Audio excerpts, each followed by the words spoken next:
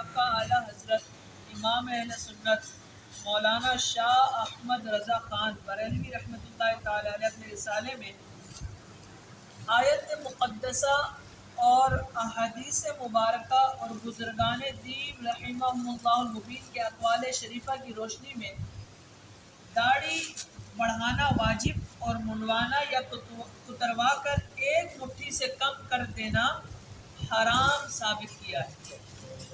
داڑھی رکھنے کی اہمیت پر مکتبۃ المدینہ کا رسالے کالے بچھو 24 صفحات کا ضرور مطالعہ کرنا چاہیے۔ اگر خدا نخواستہ ہم میں سے کسی نے داڑھی نہیں رکھی تو انشاءاللہ عزوجل توبہ کر کے مدنی چہرے والے بن جائیں گے۔ ایک دل دہلا دینے والا ایک تصور ہے، اس کے حوالے سے گفتگو کرتے ہیں۔ میٹھے میٹھے اسلامی بھائیوں، کبھی تنہائی میں بیٹھ کر سوچیے کہ ایک وقت سکرات کا بھی آنا ہے، روح جسم سے جدا ہو رہی ہوگی، موت کے جھٹکوں پر جھٹکے آ رہے ہوں گے، اور جھٹکے بھی ایسے کہ حدیث پاک میں ہے موت کا جھٹکا تلوار کے 1000 وار سے سخت تر ہے۔ ہائے میرا کیا بنے گا، میں تو دنیا کی رنگینوں میں کھویا رہا ہوں، بہتر سے بہترین لذتوں والی غذاؤں اور دنیاوی نعمتوں کا شوقین رہا ہوں، جبکہ روایت میں آیا ہے کہ بے شک سکرات موت کی شدت دنیا کی لذت کے مطابق، جس نے زیادہ لذتیں اٹھائیں اسے نزع کی تکلیف بھی زیادہ ہوگی۔ پھر وہ وقت بھی آ ہی جائے گا کہ میرا نام کا شور پڑا ہوگا کہ فلاں کا انتقال ہو گیا ہے، جلدی جلدی غسال کو لے آؤ۔ اب غسال تختہ اٹھا کر چلا آ رہا ہوگا، مردہ جسم پر چادر اوڑھی ہوگی، سر سے توڑی تک منہ بندھا ہوگا، پاؤں کے دونوں انگوٹھے باندھ دیے گئے ہوں گے، غسال ہی غسل دے گا، کفن پہنائے گا، بیٹا نہ غسل دے گا اور نہ ہی کفن پہنائے گا، کیونکہ جو ہی اس نے ہوش سنبھالا میں نے اس کو اسکول کا رستہ دکھایا، بڑا ہوا تو کالج میں داخلہ دلوایا، پھر اعلیٰ تعلیم کے لیے باہر ملک امریکہ وغیرہ بھجوایا، دنیاوی امتحانات کی تیاری کا خوب شوق پڑھایا، اگر نہیں پڑھایا تو دین نہیں پڑھایا۔ غسل میت یہ خاک دے گا، اسے تو خود اپنے زندہ وجود کے غسل کی سنتیں بھی نہیں معلوم۔ باپ کی آخری خدمت یہ بھی ہے کہ اس کا بیٹا ہی نہلائے، کفن پہنائے، نماز جنازہ بھی پڑھائے اور اپنے ہاتھوں سے ہی دفنائے۔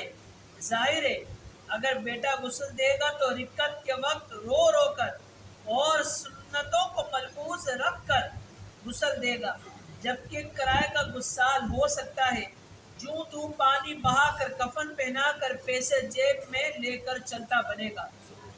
اب جنازہ اٹھایا جائے گا، گھر کی عورتیں چیخیں گی، واویلا کریں گی، میں نے ان کو اس سے کبھی منع نہیں کیا تھا کہ میت پر نوحہ حرام ہے، جہنم میں لے جانے والا کام ہے۔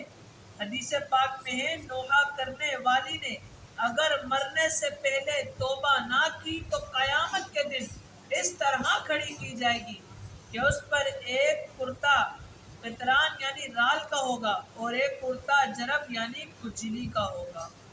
بہرحال جنازہ اٹھا کر لوگ چل پڑیں گے، شاید بیٹا ہی صحیح طریقے سے کندھا ہی نہ دے سکتا ہو، کیونکہ میں نے اس کو سکھایا ہی کب تھا کہ اس غریب کو کیا پتا کہ سنت کے مطابق کندھا کس طرح دیتے ہیں، جنازے کو کندھا دینے کا طریقہ کیا ہے یہ بھی سن لیتے ہیں۔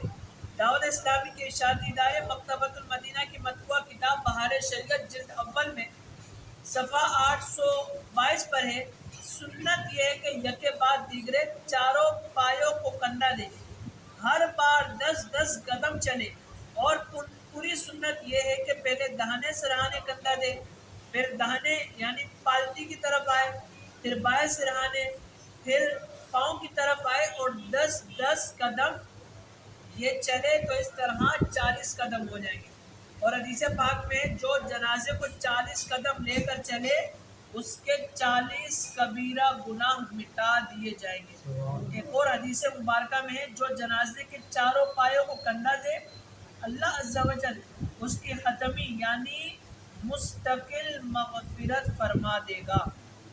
اور آج ہمارا حال یہ ہے کہ ہم جنازہ پڑھتے ہیں تو ہم کہتے ہیں بھائی مرنے والا مر گیا، چلو بھائی گھر چلتے ہیں۔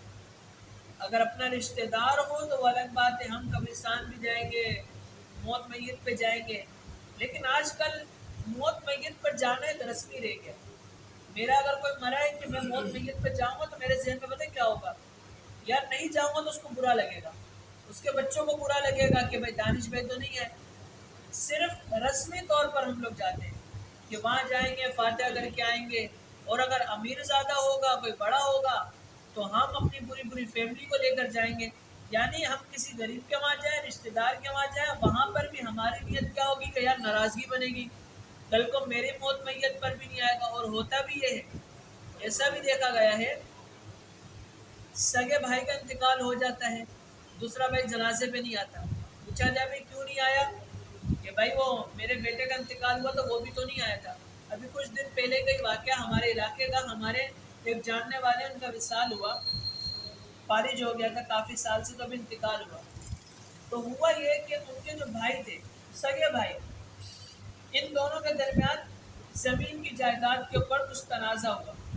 تنازع اتنا زیادہ ہو گیا، آج سے 5 سے 10 سال پہلے کا واقعہ ہے، کہ جو پنجاب والے بھائی تھے انہوں نے اخبار میں اشتہار دے دیا کہ جو میرے کراچی والے بھائی ہیں ان سے میرا لین دین ختم ہے، میں اپنا بھائی ان کو نہیں مانتا، یعنی بالکل لا تعلقی کا اظہار کر دیا۔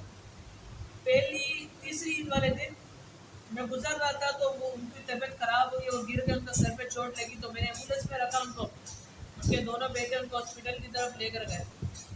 تو ہوا یہ کہ ان کے بھائی جو لاہور والے تھے اور کچھ رشتہ دار وہ لاہور سے آئے کہ ہمارے بھائی کی طبیعت خراب ہے، ہم ہاسپٹل جا کر عیادت کرتے ہیں۔ وہ گھر پہ نہیں آئے، ڈائریکٹ کسی کے گھر گئے اور ہاسپٹل آئے، تو وہاں پر گالم گلوچ ہوئی، یعنی کہ جو کراچی والا جو بندہ تھا اس کے بچے نوجوان تھے دونوں، ان دونوں نے کہا کہ ہم آپ کو اپنے والد صاحب سے ملنے نہیں دیں گے۔